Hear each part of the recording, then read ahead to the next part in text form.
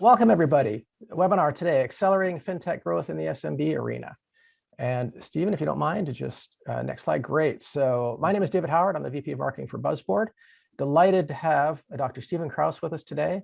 Published author, TEDx speaker. He's a professor of marketing with University of San Francisco in San Francisco, right, Stephen? That is correct. I think the locals here, we like UCSF, which is the medical place, or we get San Francisco State, but you're at University of San Francisco. That's correct. Yep. Great. So happy to have Stephen with us today. I'm going to turn everything over to him in a moment to lead us through the presentation. Again, housekeeping, I named this earlier. We are recording the webinar, so the webinar recording will be available. You will get a copy of the slides as well. We're going to package those up. So you get the slides, you get the webinar recording, but that's not all. Those of you who attend today, as I mentioned, are going to get a copy of Bank 4.0. I like the alliteration, fame, futurist, author, all-around expert, brilliant guy. He's everywhere, Brett King. So we'll get you that hard copy, and you'll see a follow-up from us to get you get your shipping address where you'd like that hard copy shipped, and we'll get that out to you. So with no more further ado, oh yes, and we will have questions. So we'll be monitoring the question. Raise your hand with a question. Feel free to do that during the presentation, and then of course we're going to have some time for live Q&A at the end. So with that, I'm turning over to you, Stephen. Thank you very much. I really appreciate that, and I am super excited to be here because I'm talking about some things that I'm really passionate about.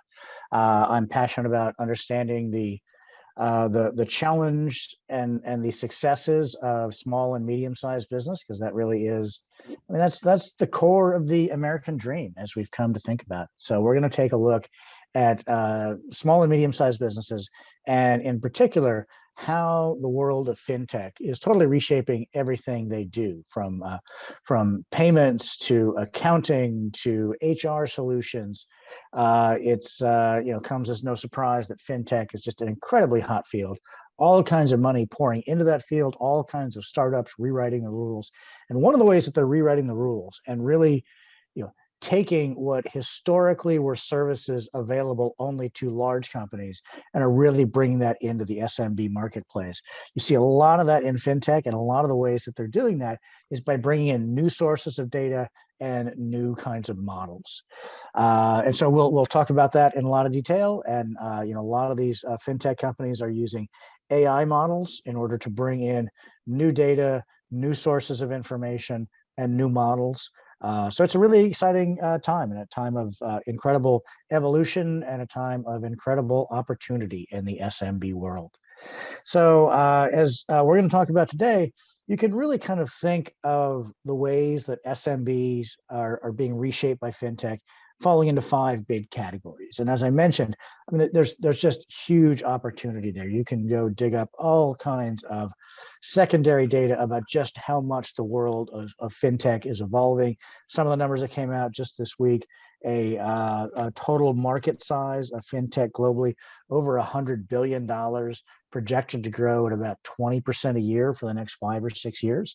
I think that's a global number. I think it's likely to be higher in the U.S. And if I could get that money in my that kind of return out of my 401k, I would certainly put my money in that. So no big surprise that fintech is just exploding. It's also a huge category for all kinds of venture capital investments, as you see there on the slide. There are at least 100 fintech unicorns, meaning private companies valued at over $1 billion. So it's a super exciting time, and one that, like I said, is really reshaping the world of SMBs. So we're going to talk about 5 key ways that fintech is reshaping the world of SMBs. We're going to talk about neobanks, new kinds of lending solutions, human capital management, referring to a number of different kinds of HR tools, payments, and finally expense management. And we'll also talk a little bit about kind of the accelerating role that the pandemic has had in a lot of these areas. So let's start with the first one, neobanks. What is a neobank? Well, you may have heard of this on the consumer side. There are a lot of banks. There's Ally Bank, there's Chime. There are new kinds of very high-tech kinds of companies. Sometimes they're called challenger banks. And quite often they are virtual only. So this is one of the ways that they save money and kind of open up opportunities is by going purely virtual. And a lot of them, as I mentioned, are using kind of new metrics and new models to understand, what are the real needs of SMBs? How can they open up the kinds of services, the kinds of returns, the kinds of interest rates that historically were only for large companies, and they're opening those opportunities up to SMBs. I think it's important to start with, what is it exactly that SMBs want? And there's a lot of data out there about that. So we've tried to integrate some of the secondary data about that. And it comes as no huge surprise that they want easy access, they want broad access, they want inexpensive access, and they want quick and easy solutions. So essentially what they want is an infusion of technology into what is available to them. Another one of the themes that we're going to talk about is kind of the distinction between personal finances and business finances. And this is something that SMBs struggle with. And so we'll talk about a number of aspects of that. So you see, at least a quarter of SMBs are using the same checking account for personal and business finances. And that kind of intermingling obviously provides a lot of challenges. It makes their accounting more difficult. In some ways, it really kind of limits the kind of deductions that you can get. It potentially puts you on the path to some sticky IRS questions that nobody wants to deal with. Even if you're not doing anything illegal, the intermingling of personal and business finances and SMBs is something that can often hold them back. And especially, as we're going to talk about, is a lot of times the person at the SMB who's dealing with all these financial issues is not a financial professional, is not an HR professional. It's often it's the business owner who's doing 47 things at once while also trying to manage the finances. So that distinction between personal and I'm sorry, David, did you have a Well, I was going to say, question? it probably makes the first half of April every year really troublesome to Yep. get their taxes done and sort out their bank statements and transactions. Yeah, and a lot of times they'll have an LLC or an S corp or a C corp, and when it comes to filing their finances, they're like, well, I don't have an employee identification number, so that also creates some intermingling, and there are a lot of tax benefits that can come from fully being incorporated. But then the IRS again might ask some tricky questions if you don't have your own, independent bank account, your own independent employee identification number. So it can really be a challenge. So this is one thing that SMBs are really hungry for: tools that are easy and inexpensive that can clearly differentiate personal and business. And the whole notion of, as you see there, inexpensive access. And that's one thing that these neobanks, as they call them, really deliver very, very effectively by taking out all the costs associated with branches. They can really hit the hot button of what SMBs want in terms of low fees, no fees. You also see quick and easy decisions. SMBs want simple online applications with fast turnaround times. And we'll talk about how, historically, SMBs haven't always really fared well on some of the core metrics that banks look for, like revenue, assets, credit scores, because a lot of these SMBs are kind of new startups. They may not have the historical credit rating of a lot of other companies.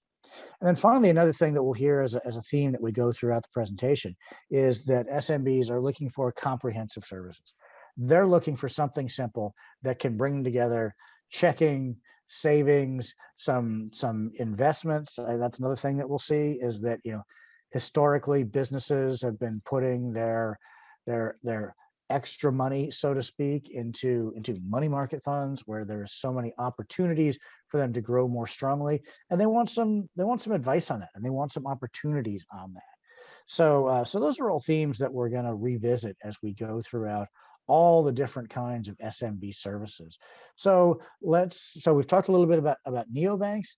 Let's talk to one of the biggest challenges that SMBs have, which is all around lending, which is just about kind of gaining more assets.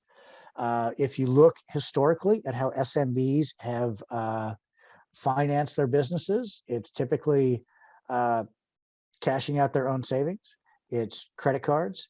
It's relying on gifts from family and friends. So liquidity is obviously a huge problem for SMBs who are starting out.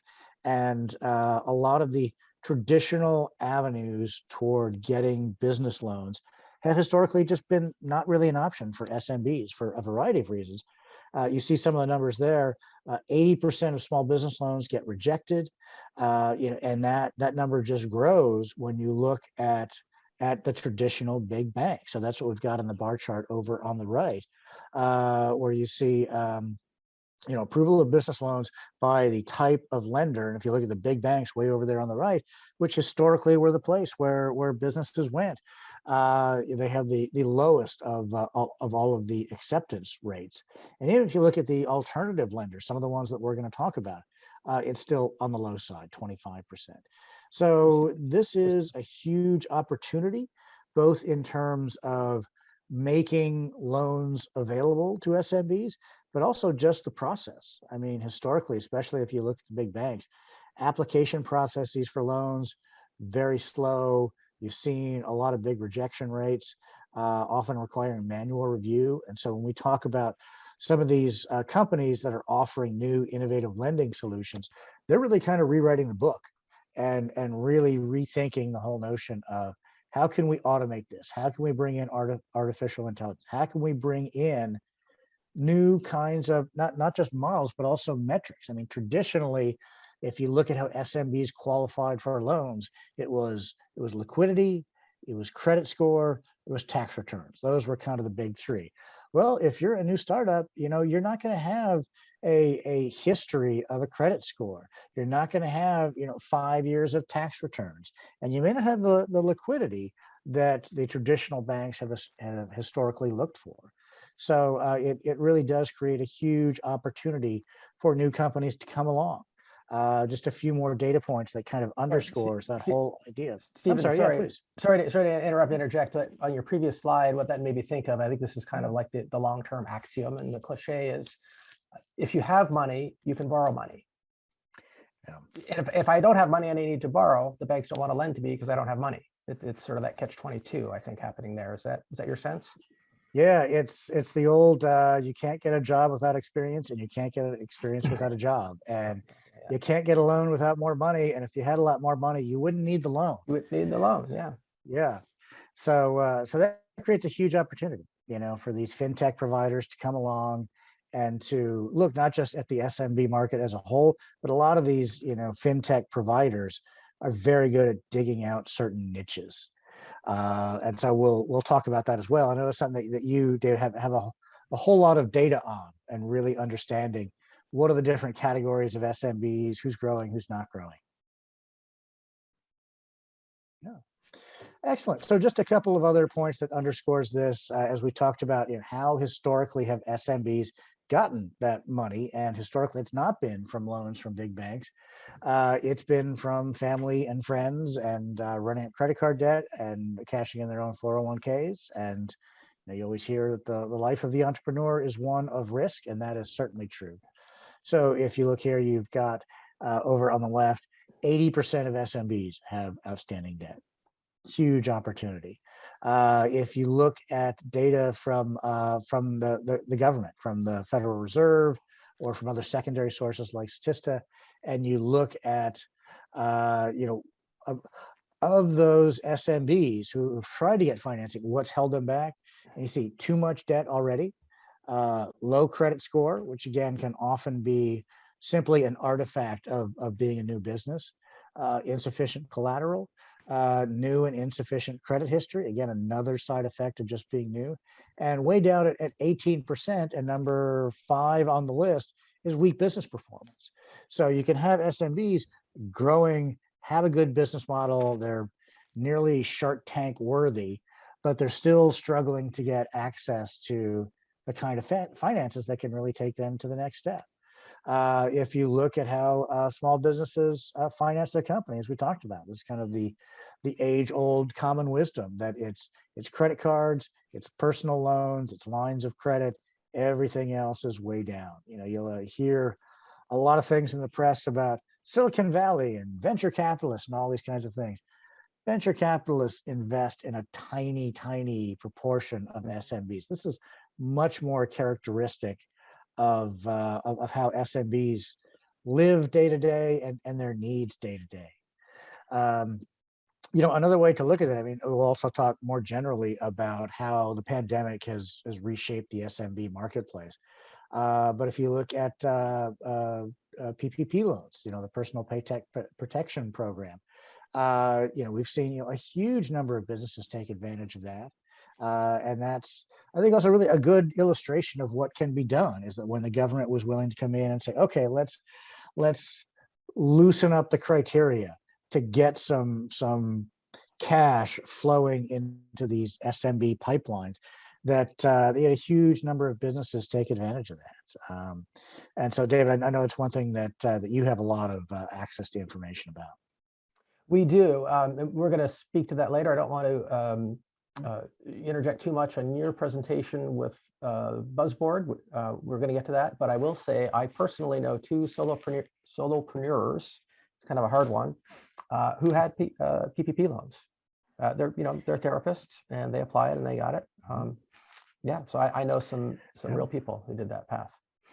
I know several as well, and like you're saying, it's often in a lot of businesses that you might not think of. It's not all small, manufacturing businesses. It could be it could be therapists, it could be doctors, it could be any number of different categories. And so actually you raised something, I know, Stephen, you and I talked about this in the build-up and on the deck, an important point. When we think of small business in this country, I think we most often tend to think of Main Street awning storefront. Yeah. And the local shoe shop, the grocer. There are a tremendous number of small businesses that are back in the value chain that are small. There is still manufacturing in the United States. It's not all been moved overseas. Lots of small businesses in manufacturing, lots of small businesses adding value in some process chain. They don't all manifest as a consumer-focused, walk in the doorbell jingles, and the proprietor greets you behind the counter. Lots of variations in what is a small business. I have a friend who works for a small business, and it's a small manufacturing company. And like you're saying, you don't really think of small manufacturing companies here in the U.S. in general. She's in Silicon Valley, and I asked her to describe her job, and she said they make the parts that go into the machines that make the machines that make semiconductors. Exactly. And you think about just how many steps down the supply chain it goes. But and again, you might think of all of that kind of stuff that's just done in huge companies, and it's all overseas. And there are a lot of small manufacturing companies of all kinds. So, and just a final comment on that. And Stephen, I think when we were working on the slides and the report, and gosh, I wish I could find it, about 7 or 8 years ago, the Commonwealth Club, looks like a business club in San Francisco, did a presentation. It wasn't small business focused, but it was about manufacturing in the United States. And gosh, I wish I could find it, but they really drilled down into this. Manufacturing is not dead in America. It's really not, despite everything you hear about manufacturing moving offshore. There are a lot of manufacturers in this country still, and a lot of them are small businesses. Yeah, as a researcher, I'm always telling people that there's a reason we really try to do representative samples. Even if you just think of consumer research, we're used to interacting people who are pretty much like us and live in the same place and have the same perceptions. And I think that same kind of sort of psychological trap is something that people often fall into when they're thinking about the B2B marketplace. And so that's why I think it's really important to kind of get representative samples, get samples that and data sources that try to reflect all of the different categories, the SIC codes, the number of employees. The SMB marketplace is much more hugely diverse than a lot of people think of off the top of their head. Absolutely. So and so they're not only diverse in terms of their category and their finances, but they're very diverse in terms of their strengths. And so you will see some that are, if you look at them financially, they're off to a great start right now, but they're new. Even though they have a lot of growth, that's a barrier to tapping into some of these fintech resources. Others might be a little bit more established, but they don't have the huge growth rates that banks or companies in Silicon Valleys are looking for. So a lot of these SMBs have historically been held back from really accessing good financial services because they're not scoring really well on the traditional measures. And we've talked about that before. It's things like liquidity, credit scores. They want to see, oh, send us your past 5 years of tax returns. Well, they don't have it. But what they do often have is a great niche. They have growth potential. They have a really good trajectory. They have a lot of things going for them. So one of the ways that these fintech companies are really thriving is by saying, okay, we're going to rethink our scoring models. We're going to bring in new kinds of metrics. We're going to build different kinds of models. We're going to use AI. We're going to use machine learning and develop models that still make financial sense for the fintech companies, but are much more SMB friendly. And they're also able to save money and make their processes more efficient by automating and accelerating all of the approval processes. So we see that all over. We've seen so far the neobanks. We've seen all the new kinds of lending solutions, and you see this as well when it comes to what's called HCM, human capital management, which is fancy fintech talk, basically for HR, really broadly defined. And you can think of all the different aspects that fall now into HR: recruiting, training, payroll, compensation, performance management, getting credit cards to your employees, all of these kinds of things, all kinds of tools out there, tools historically built for larger companies. And these fintech companies are really rethinking things and putting these kinds of tools into the hands of the small business owner. And I alluded to at the top. Sorry, question for you, Stephen. Yeah. What would you say, if you just don't mind to go back to the previous slide, because I think you're going to want to answer with some points there. What would you say to someone who looks at this and says, really, human capital management, fintech, or how's that? Isn't HR its own thing? How's that fintech? Yeah, I think HR has historically been viewed as a cost center, a place where you're going to put some money in and you're not going to get any money back out. But I think that's really being rethought. That if you look at how HR companies have historically tackled things like recruiting and training and payroll and compensation, that it's a cost center. And certainly with some of these fintech companies, certainly they're able to cut the cost. They can automate a lot of this. They can there's a ton of AI that's being put into recruiting platforms. But I also think that when you start to look at what kinds of benefits are companies able to offer to employees will often fall into this. When you look at training or things like performance management, you hear the talk about the Great Resignation, all of these employees switching jobs. We see more and more companies saying, okay, what kind of benefits can we offer? Especially if you look at millennials, for example. Millennials as a generation, famous for wanting more training, wanting more education, wanting to learn more things, wanting to have jobs that allow them to, cross over the barriers within an organization so they're not siloed. Companies more and more are looking for what are the benefits and the tools that they can offer employees to entice employees, to keep employees, to keep their best employees. So a lot of this HR stuff is really focused around that. And the finance department puts a close eye on it, right? It doesn't happen only in HR. Finance is like, we got to pay for this. Yep. And if they're not seeing ROI, it's not going to last. Yeah. And sorry to interrupt again. Just one quick one. Just on the previous slide, you don't need to go back. And you alluded to this. We do see, so we get folks come to BuzzBoard because they want to sell directly to SMB and they want our data. But we also are seeing people coming to us as like, how can I use your data to like create a whole new model for scoring SMB credit, for example? Yeah. So it's different use cases. that we are seeing called upon because of all the trends that you're reporting on here in this presentation. Yep, people want different kinds of data. They're going to explore different kinds of models, and these fintech companies, like I said, are totally rethinking what these services mean. And things like HR and training are ways to help grow, and not just to cut costs and automate things. Yeah. Yeah, and part of the challenge is that who in SMEs handle these kinds of HR management tools. Well, quite often it's somebody who is not an HR professional. Quite often it's the business owner, or it's some other person who's juggling 5 other things. Oh, you're the HR person. You're also the accountant. You're the tax person.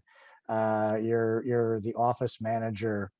There are a lot of roles that involve a lot of juggling across traditional different categories within a business job. And so that's another opportunity that these fintech companies are taking advantage of. And if it's not one person like the business owner, who may frankly not really have expertise in these different areas, sometimes a lot of these HR functions will be spread out across different people, none of whom have an HR background. So again, the services and the platforms that these fintech companies can provide really strikes a chord with those companies that are spreading things out across different people. And of course, all of this has been extremely accelerated by the pandemic, especially as we think, not just about, the human capital management stuff, where, also employers had to deal with, remote work and all of those kinds of things. But, particularly then if you start to look at payments, and that's where we kind of get to the real intersection of kind of SMBs and typically the consumers that those SMBs are servicing, or if it's B2B, the other businesses those SMBs are serving. The pandemic has obviously completely changed so many aspects of payments. So you see some of the numbers there from MasterCard. 82% of SMBs in the US changed the way they send and receive payments. I'm actually doing a couple of research projects right now about fitness professionals and personal trainers. I mean, that's a category where payments have just been completely changed by the pandemic, where they were used to dealing with cash and check, and now it's Venmo and PayPal and things like that. And so the world of digital payments is reshaping all of these. If you look at retail, you see that according to the National Retail Federation, 67% of retailers were offering contact payment. That number is rising hugely. And one of the things that we see about so many aspects of the pandemic is that it's really a permanent change. We're actually seeing like a little bit of a decline in the number of remote workers as more and more are going back to the office. But if you look at how SMBs interact with their customers, whether they're businesses or consumers, we see a lot of this kind of payment stuff, this kind of HR stuff being really permanent changes that the pandemic accelerated, continues to accelerate. The whole move away from cash toward contactless payment and digital services is a huge revolution. And you've also seen SMBs saying this is also a cost-saving opportunity for us, that it's a way they can really streamline their offerings. You've got nearly 4 out of 10 SMBs saying they're spending over 5 hours a week just dealing with payment issues alone. It creates a huge cash. opportunity. Yeah. Yeah, and just I think we all, you didn't name this explicitly, but I think we all saw in the pandemic early on, when there was a lot of thinking that COVID was spread through contact. I mean, retail stores were like, no, we don't want coins, right? Maybe even some like really deterred people from using paper money, but like, no, we don't want coins. Don't give us any coins. And I know from folks I talk to in SMB, like just dealing with cash, right? I've got to track it. I've got to count it. What am I going to do with all these coins and pennies? And, do I have to leave cash in the till overnight so that the people come in the morning have got a float? And then what happens when he breaks in? It's COVID certainly accelerated contactless payment.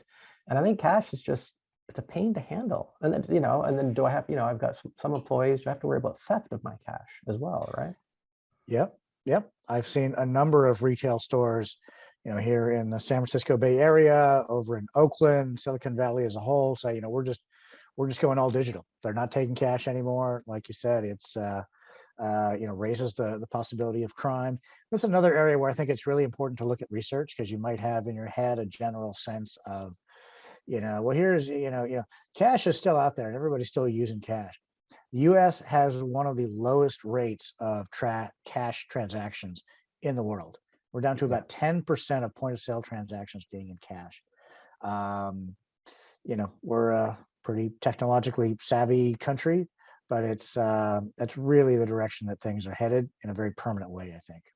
And I think I'm largely reduced to using cash when I want to leave a cash tip for somebody at a restaurant, at a hotel, or something like that. But actually making a payment and then receiving the money in return. Yep. I almost always have some cash on me, and I rarely use it, and it just feels like it's like a remnant of my childhood almost. Like I feel more secure knowing there's a little cash in my pocket, but I hardly ever use it. And I think for today's generation, cash just does not resonate.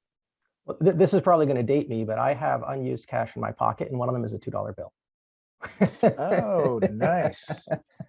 When I was a younger man, my dad and I always used to go to the casino, and he liked to give out $2 bills as tips. And so everybody remembered him when he would go to, because he was the guy who had the $2 bills. But yeah, I feel you on that. What are we going to do? We need to come up with some sort of like $2 bill transaction on Venmo or the Cap Ash or something.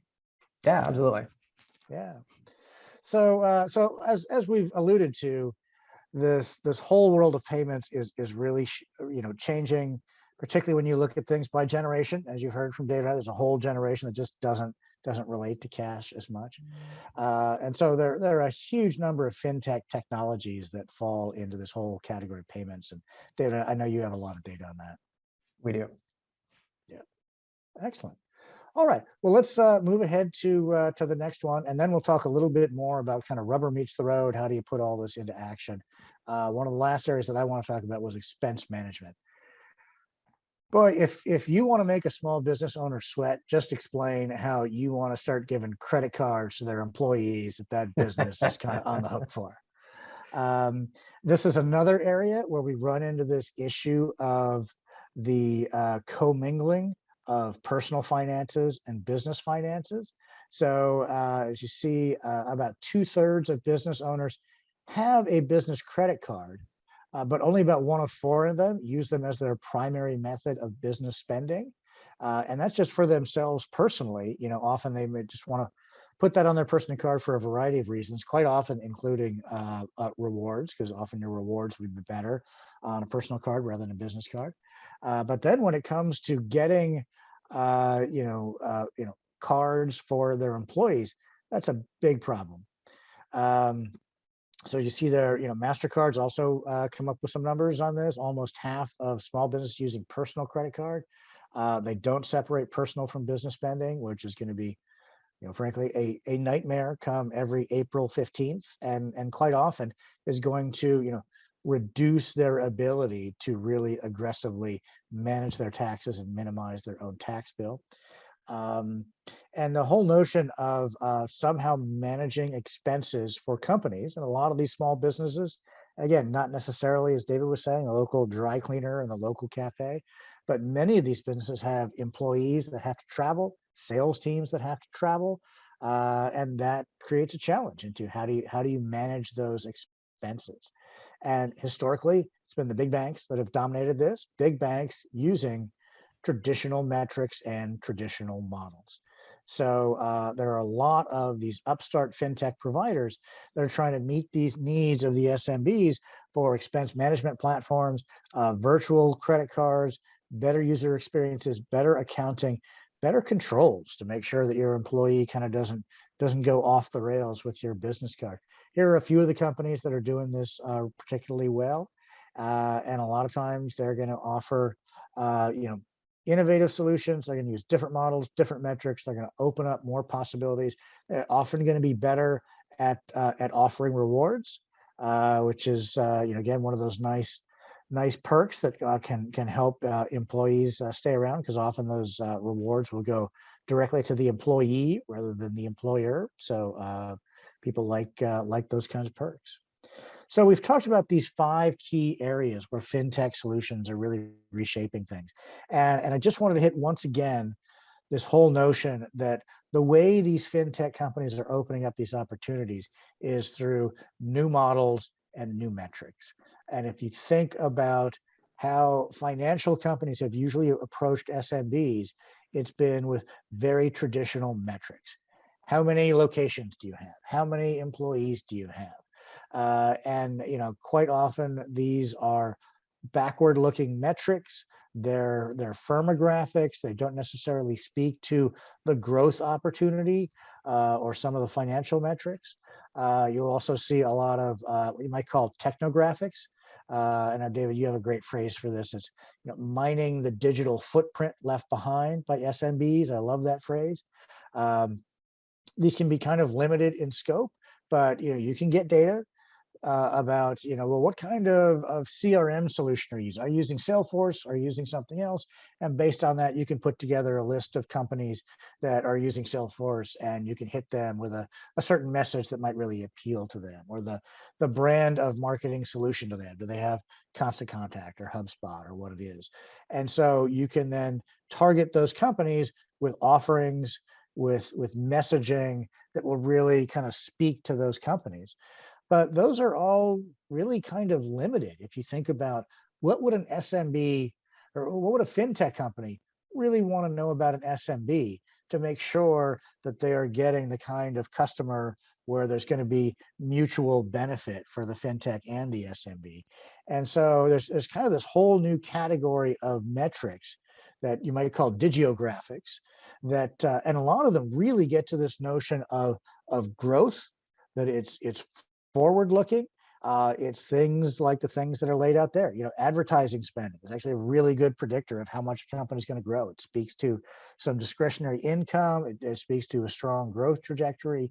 And there are a number of other kinds of metrics that you could look at that sort of speak to this whole notion of digiographics. And David, as I have stolen so much of the slide from you, what's your take on digiographics? Yeah, so this goes to, I mean, so many of the things we talked about, lenders, like new, Bank 4.0, if you will, Bank 4.0 lenders looking at what other indicatory signals can they use to assess credit beyond the traditional metrics, some of which aren't available, right? It's like, credit history, no tax returns for the business. What else can I look at? I want to loan you money and I want to assess the risk and I want to price it right. What other types of signals can I use to help me score that? We also see folks, apart from lenders, folks who come to us and say, I've got a service that I want to take to market with small business. Help me prioritize who I go after, right? I've got a limited number of sales reps or SDRs, and I've got all these leads in my database, and I don't know where to start. Can you help me rank, score, or prioritize? Because and I speak to this, my slides coming up, but it's always about how do I close more deals faster? And how do I identify the account targets that are likeliest to close fastest, mostest, biggest? So and simple technographics, that's all good, right? How big is the company? How many employees do they have? What's their revenue?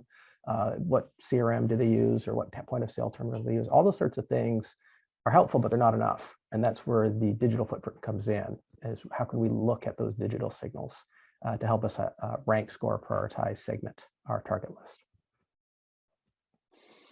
Agreed. Yeah, and I love some of those digiographics because they're so forward looking. Like, who's putting money into advertising? Who's putting money into growing digitally and creating a better customer experience? Who's hiring is another thing that you can get numbers on. You want a good metric of growth. That's a good one. And just generally, as you said, cyber sophistication. There are all kinds of these metrics that are merging now. And in consumer marketing, they would call these historically psychographics. Your demographics are a little bit limited. There are a lot of very different people that have the same demographics, but psychographics is much better to speaking to the mindset. So I think the notion of these new kinds of metrics is kind of the B2B equivalent of psychographics. I think it's a great way to think about it.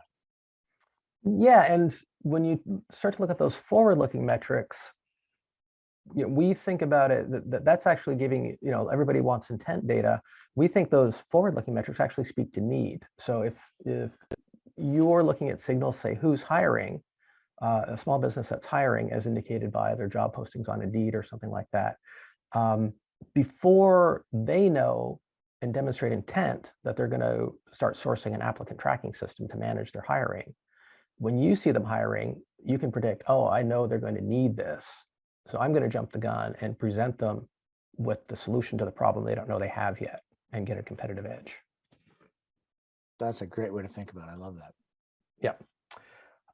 So I think we have a transition here. I'm going to share my slides and talk for a bit. I will stop sharing. And while we do that transition, I'll invite, but we do have time for Q&A, but I'll just invite folks to, if they have any questions for Stephen at this juncture, and make sure I share my desktop. I've got two screens here. It all gets super complicated. Okay, it looks like we do have a question, Stephen. Stephen, can you see my screen now of putting it all together, the big data? I can see your screen. I don't see the question though. No, So no, if you okay, wanna- no, I'm just, Okay. no, I'm gonna, yeah. So the question is, you talked about 5 categories. What's the 6th category that you dropped off that you didn't include? Or the 7th? You know, or the 8th? this may seem like a leap for some, but I think crypto related services. Sure. I think every company is thinking about that in some way or another. Even one of the things that I do is I'm executive director for a nonprofit in the market research space. We offer education and training courses in market research and consumer insights. And as a nonprofit, that doesn't mean we don't care about profit. A nonprofit is still designed to make profit, but just to put all of that profit back into growing the organization to help achieving their mission. And so, just one of the challenges we have, is we got some money in the bank. Historically, we've put it into a CD because historically it's been, again, be as conservative as possible. And the CD is almost like giving away money. It's kind of guaranteed of breaking even at least. But we've had discussions in the board of directors about, hey, maybe we need to be investing some of that money, and maybe it's even worth putting a little bit away into something that's high risk, high reward, like crypto.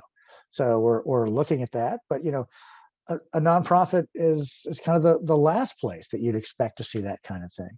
So you've seen all kinds of financial these fintech startups looking to create opportunities for some of these SMBs to grow what they might have quote in the bank. In the bank has taken on a completely new meaning in this new world, and crypto related services I think is one that's really going to grow. Yeah, and was it 2016?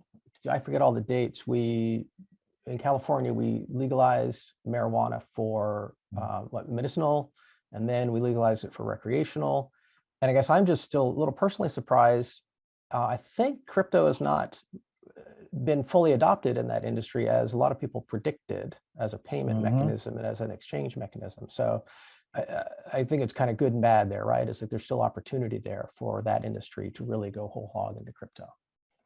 There are a lot of categories like that where crypto is still such an unknown, such a volatile thing for a lot of people that a lot of people have stayed away from it.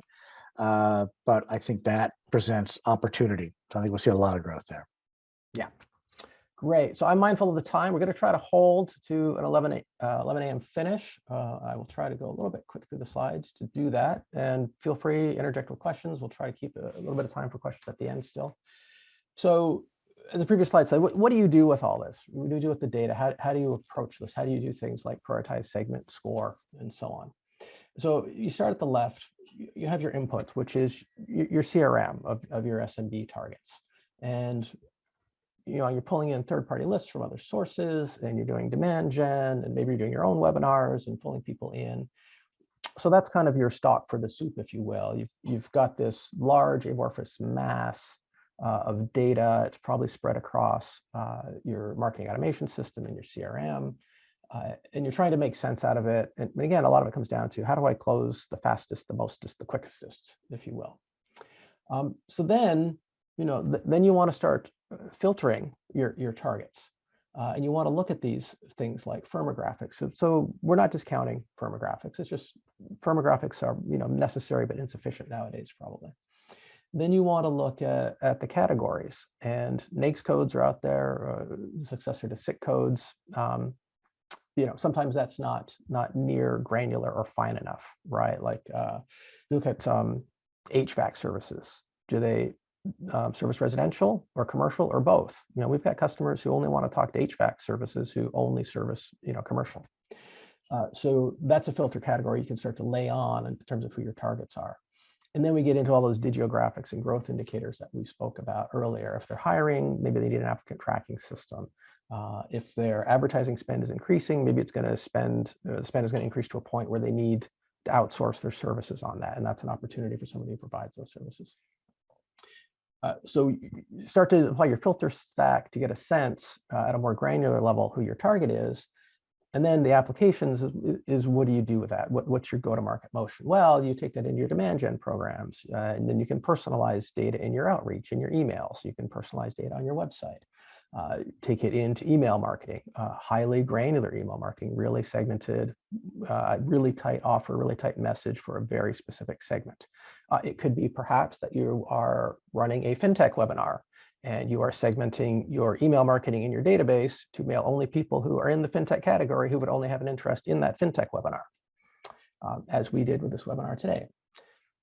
Outbound sales, right? You get folks on the phones, SDRs, really tight message for them to use on the phone that really correlates to the segment. And what this all boils down to, it's how do you be more efficient in your go-to-market, right? And that's what we talk about. What deals are going to close the fastest, the quickest, and the mostest, because that's what it really comes down to. So yeah, social media content, it can help you drive the hashtags that you use, the audience that you reach, website personalization. Somebody comes to your website, you recognize them as an HVAC service provider that only focuses on commercial, then you can drive them into a drift type tool or give them a website page that is tailored for that segment that you're after. On and on. We really ran out of room in all the different use cases: trial and customer onboarding, product planning. What are HVAC providers that focus on commercial services? What do they care about in the product that I have to offer? So that's broad level. How do you use this? What do you do with the data? So sort of a next step: build your ideal customer profile. So what does that mean? So use those filter stacks to come up with a really, really narrow, tight view of your ideal customer profile. We really want folks in this geo who are HVAC service providers who really focus on commercial, who are ramping up hiring. Could be a really, really tight view of that. So that's the blue circle here on the left. You could say, relaxed is maybe they're ramping up hiring, maybe they're not, and they're doing some advertising spend. So you get a little bit wider view of that, of your ICP. It's the green circle here. And then on the orange circle, wide, broader growth signals. It becomes kind of like an or situation less than an and you'll see that in a second. So that you're starting with a tight definition of who your target is. And then you're adding on different filters, and expanding kind of an or function. They could be this or that, not this and that.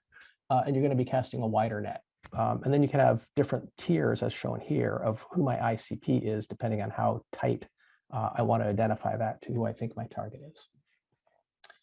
Then once you have your ICP, then you can look at your database, and hopefully everybody's building up their account database in their CRM.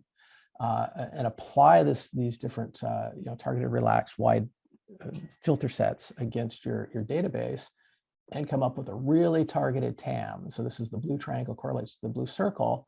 So if somebody comes in that highly narrow targeted TAM, it's like, wow, we're jumping on that one right away, right? That one gets immediate service. Then if it's more on the relaxed TAM, then you're second priority to the hottest leads in the highly targeted TAM. And then, on the cold leads, the wide TAM, maybe you're not jumping on those right away with an SDR or outbound sales. Maybe you're nurturing them in marketing. This has always been the promise of marketing automation systems, by the way, is you're going to use those platforms to nurture, essentially nurture somebody in this kind of wide TAM up to a point where they're actually ready to have a sales conversation, so that the salespeople aren't calling and saying, no, I'm not ready yet. You really you really want to get the salespeople the hottest leads that are ready to close the fastest. So what does that look like in terms of growth indicators?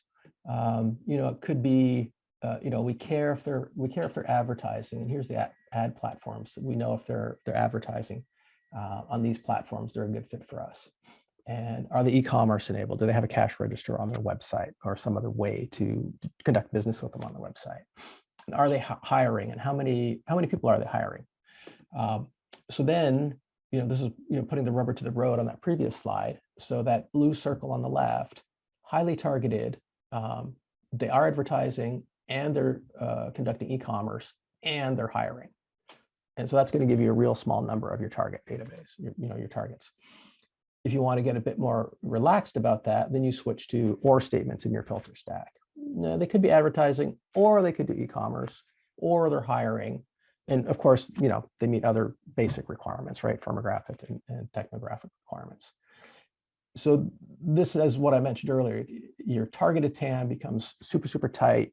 And I think most of us who have done this sort of Salesforce reports where you're selecting, where you can see ands or ors, very clearly give you either a very narrow list or a very wide list.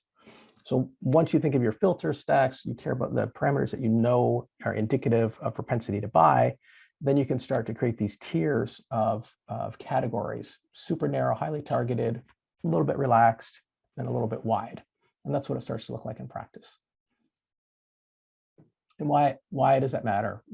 Really, what's the net here? Traditionally, and frankly, Stephen, I've been guilty of this in past jobs, right? I'm going to brute force it, right? I'm just going to get as many contacts into my Salesforce, and I've been at lots of companies that use Salesforce that don't even touch the account object, right? Everybody just works from leads and contacts. If you take that approach and you're just building up contact lists, and you're not looking at the overall, who are the target accounts, who are the customers, what does my ICP really look like, how big is my TAM as measured by real propensity to buy, you're just measuring that based on context. What ultimately happens is your view of your total addressable market becomes much narrower than it is, because you end up really looking just at the contacts that you know and that you have in your database. And I've been asked to report many times upstream, up to the management team. It ultimately gets up to the C-suite and passed along through the C-suite to the board. How big is this opportunity for the product, for this new product that's being offered for this line of business? How big is that opportunity? So if you are just really brute forcing your way through building up a huge contact list without any greater sense of the accounts you want, the types of businesses, the ICP, you're selling yourself short, because your view of your revenue opportunity is going to be smaller than it is. And I just realized, sorry for folks, I've got two screens here, and when I'm in presenter mode, the slides are up here over on my left in big. So if you see me looking over to the left, that's why. What we recommend is really looking at what is my ideal customer profile by account, by type of business. And so then you build that tight TAM, the relaxed TAM, the wide TAM based around the account. Really leverage if you're using Salesforce, really leverage that account object or whatever CRM you're using. Really build up an account-focused view, a company account-focused view of who you're after, and size your TAM that way, even if you don't have the contacts for it. And what we see again and again with our customers, when you take that approach, you actually learn that your revenue opportunity is that much bigger than you thought it was. And that's always a much nicer number to report upstream to the management team and to the board. So this is my last slide. We still have a little bit of time for questions. We can go over a little bit, but we are going to try to hold to an hour. So where we take our customers, when they say, that's great, I love everything you said, David. I believe in what you tell me about digiographics. How do I actually do this? How do I get to that kind of tight, relaxed, wide view of my TAM? How do I really understand my ICP leveraging all this data? So in broad strokes, what we do is we'll take our customers, we'll say, give me your good fit records. And so that's going to be a list of accounts that are a good fit. And almost reflexively, people say, well, here's all my closed won opportunities.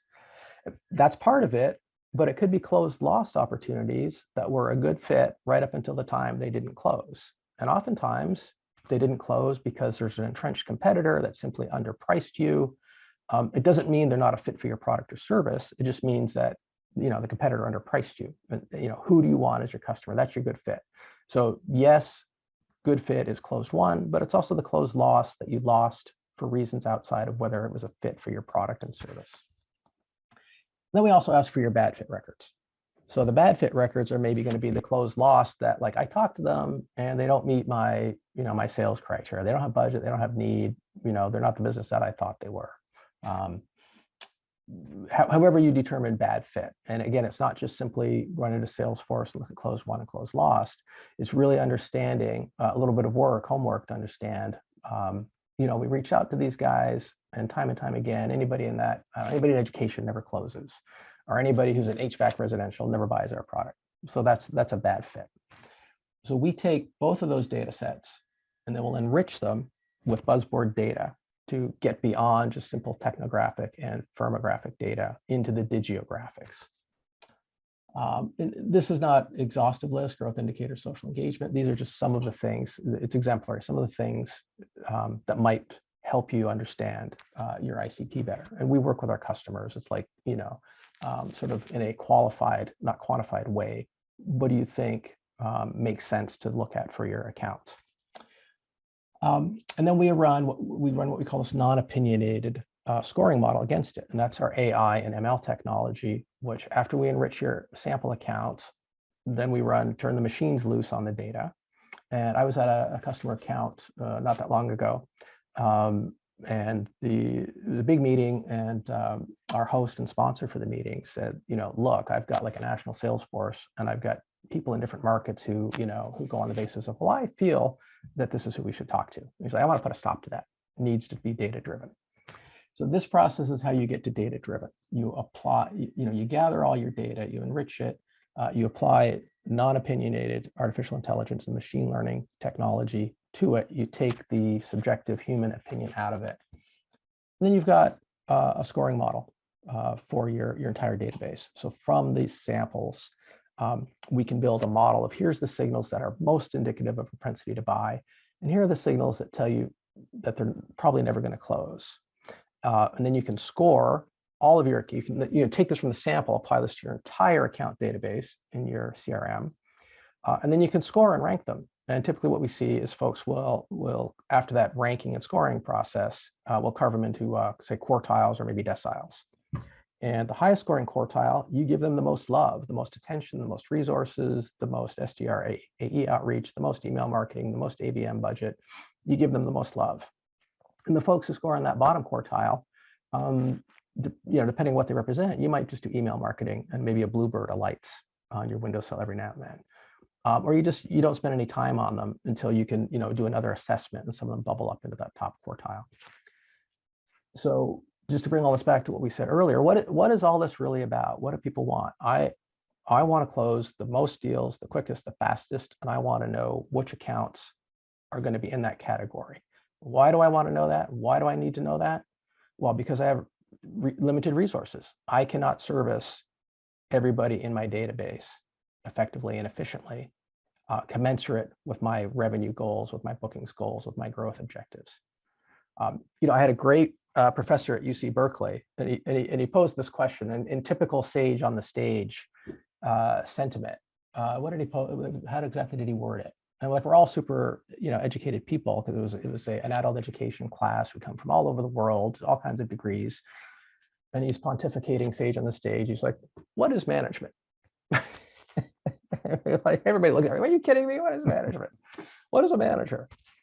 And the point, and it still sticks with me to this day, and it's absolutely true.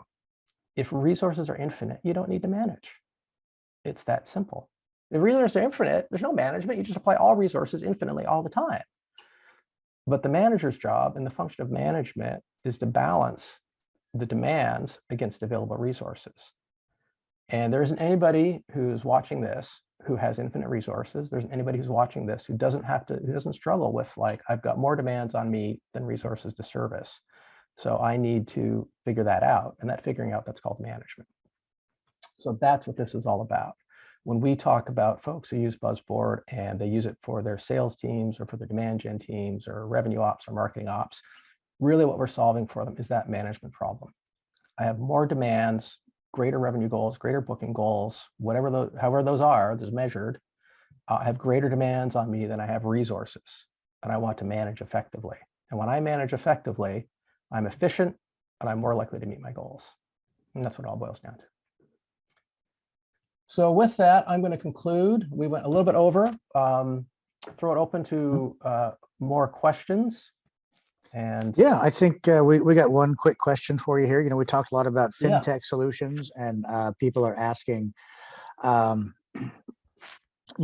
are the other big common needs that you see out there?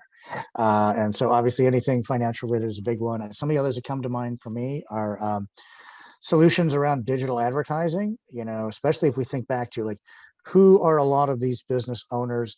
They are people who are juggling. They're doing all kinds of tasks that they're not trained in. Often there's a generational issue. They're a little older. And so like the vast majority of digital advertising goes to Google or Facebook or Amazon, and they're not experts on that. Even, IT solutions, like just tools for sharing digital work. A lot of times, again, it becomes a kind of a generational issue that some of these business owners are folks that, grew up in the world of Microsoft Office, and they're not used to all the Google solutions and all the interactivity. And so there's a desire for learning and tools there. And another part of that whole technology is just the importance of cybersecurity. And so, Dave, I know that's an area where you've done a lot of research. Yeah, we do. It's a separate solution set for Buzzboard, separate track, separate webinar, separate landscape report. But absolutely. And, we see among our customer segment, almost all cybersecurity solutions have a, small business line of business in addition to their enterprise solutions. And small businesses are particularly vulnerable in the cybersecurity for all the reasons, cybersecurity arena for all the reasons that we talked about, right? Solopreneurs really stretch, one or two people, they don't have dedicated, CISOs, right? Yeah. And so for all those cybersecurity solutions, you could go through in the same kind of process that you talked about in kind of measuring the TAM and quantifying the ICP and help those providers reach the right SMBs. Absolutely. So just looking at time, I've got one question that I had down here. Well, I think you kind of spoke to it, or, financial needs, what are the most common needs that they have? You mentioned cybersecurity. Anything beyond cybersecurity you'd want to name that folks, that SMBs would need? I think between technology and finances, those are the big ones. You also mentioned, you mentioned hiring. I think that's one that a lot of people struggle with. How do you, especially now with the Great Resignation, there are a lot of people looking for jobs, but a lot of people who are experienced, and they can be picky about jobs. And so, how do you find them? How do you handle the job posting? How do you handle all of the legal issues that come up when you're recruiting and hiring? It's another area where, the people who may have started the business and have a particular expertise and a particular passion, the hiring, the firing, all that HR part of it is something where they're really hungry for good user-friendly solutions. Yeah, how do I retain employees? Employees are expensive to source. Even for a small business, right? It's a lot of work. Yeah, I've got young people in my life that are out there like looking for jobs, right? Looking for summer jobs. And just from their perspective of the job interview process, getting hired for a summer job, right? It's clear that, small businesses, it's a lot of work. So once you onboard somebody, and perhaps, maybe this isn't so applicable to a student in a summer job, but an adult full-time employee, once you onboard somebody and you get them trained up, you want to keep them, you want to retain them. You don't want to go through that whole expense of replacing them. Technology can help with that. Yep, agreed. Yeah, great. All right, with that, I think we'll close it off. Thanks everybody for going over with us a little bit here. Thank you, Stephen. Excellent work as always, as I'm accustomed to seeing from you. And I'm just going to turn it over to you for the last word, if you like. Yeah, I thank everybody for their time. It's a super exciting time in the world of SMBs and the world of fintech, and there's huge opportunity at every corner. You know, like I said, there's just so much opportunity created when new companies are coming in and saying, we're going to look at new metrics and new models and open up traditionally large company resources to SMBs. It's just a really exciting time. So I encourage everybody to dig into it, check out the report we have. You mentioned the book. We'd be happy to send out a copy to folks. So it's a very gracious offer from you and your Buzzboard team. And I really appreciate the opportunity. Great. Thank you so much, Stephen. Thanks, everybody.